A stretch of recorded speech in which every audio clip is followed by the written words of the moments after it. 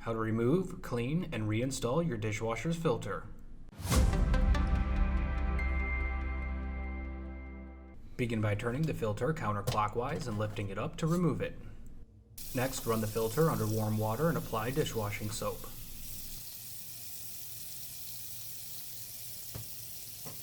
Use a soft brush to thoroughly scrub the filter on all sides.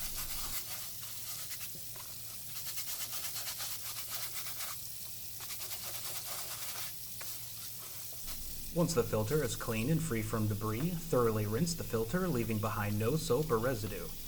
If dishwashing soap such as Dawn is put into the dishwasher, it will cause it to oversuds and can create a leak.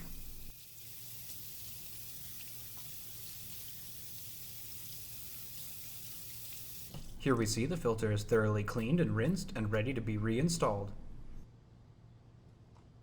Put the filter back in and turn it counterclockwise until it clicks in place. Once in place, turn it clockwise to lock it in.